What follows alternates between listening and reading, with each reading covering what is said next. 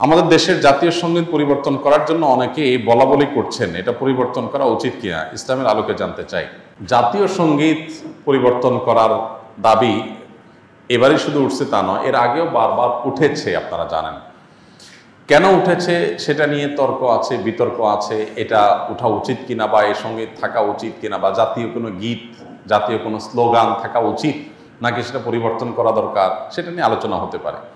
আমি সে আলোচনায় যাব, তার আগে একটু প্রাসঙ্গিক অন্য একটা বিষয় বলি। সেটা হলো যে দেশপ্রেমের নামে, দেশত্ববোধকতার নামে, দেশত্ববোধক কাজের নামে আপনি কোনো গীত, মিউজিক সংযুক্ত করে, বাদ্যযন্ত্র সংযোগে আপনি যদি কাউকে শুনতে বাধ্য করান, তাহলে সেটা তার স্বাধীনতার খর্ব করার শামিল, বিশেষ করে মুসলমানদের ক্ষেত্রে। কারণ ইসলাম যেহেতু বাদ্যযন্ত্র যোগে কোনো গান বাদ্যকে অ্যালাউ করে না, কোনো গানকে অ্যালাউ করে না, বিধায় আপনি দেশাত্মবোধক গানের নামে, দেশপ্রেমের নামে আপনি আমাকে যদি এটা চাপিয়ে দেন, তাহলে এটা হবে আমার অধিকার লঙ্ঘন করা, আমার অধিকার খর্ব করা। সোজা কথা, দেশের সংখ্যাগরিষ্ঠ মানুষ যেটাকে হারাম মনে করে সেই কাজ আপনি দেশের মানুষের উপরে চাপিয়ে দিতে পারেন না।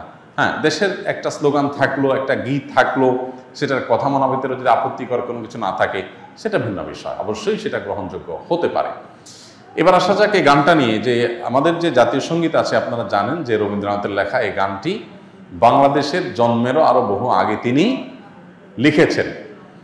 এই গীতটা মূলত বাংলাদেশকে কেন্দ্র করে লেখা হয়নি।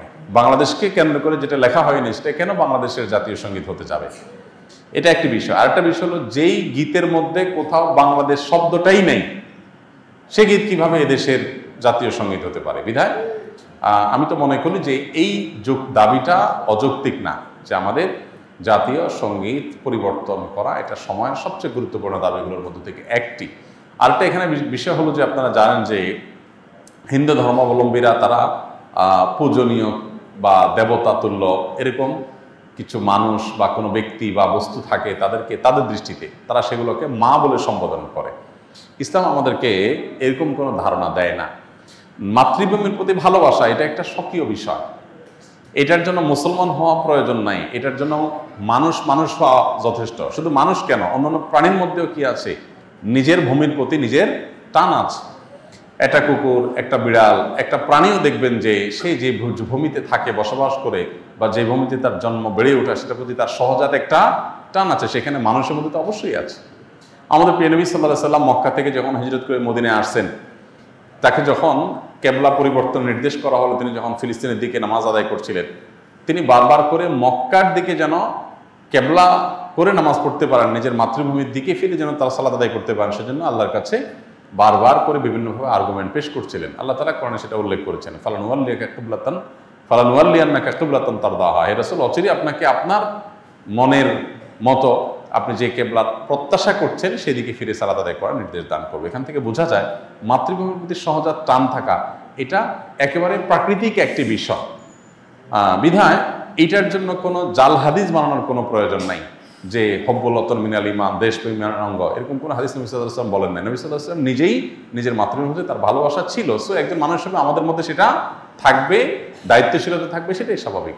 আলাদা করে জাল হাদিস বানানোর প্রয়োজন না। যাই হোক, তো মাতৃভূমির প্রতি টান এক জিনিস, আর সেটাকে পূজা করা আরেক জিনিস। ইসলাম আমাকে এটাকে পূজনীয় করতে বলে নাই। বিধায় সংখ্যাগরিষ্ঠ মানুষের বিশ্বাসের সাথে যেমন যায় না, এই গীত বাংলাদেশকে কেন্দ্র করে লেখা হয় নাই, এটা বাংলাকে কেন্দ্র করে লেখা হচ্ছে, যেটা পশ্চিমবঙ্গ পূর্ববঙ্গ মিলায়। অতএব এই জ্ঞান মূলত এই দেশের জন্য না, যার কারণে এই গীত বা স্লোগান বাংলাদেশের এটা পরিবর্তন হওয়াটাই হলো যৌক্তিক। এটাকে যারা মনে করেন অপরিবর্তনীয় বা পরিবর্তনের দাবি তুললেই যারা মনে করেন যে বোধহয় সব গেল, তারা কি এটাকে কোরআন হাদিস মনে করেন নাকি, যে কোরআন হাদিসে এটা পরিবর্তন করা যায় না, এটা তো পরিবর্তনযোগ্য। অতএব এটা পরিবর্তন করার দাবিটা আমি ব্যক্তিগতভাবে মনে করি যে অযৌক্তিক নয়।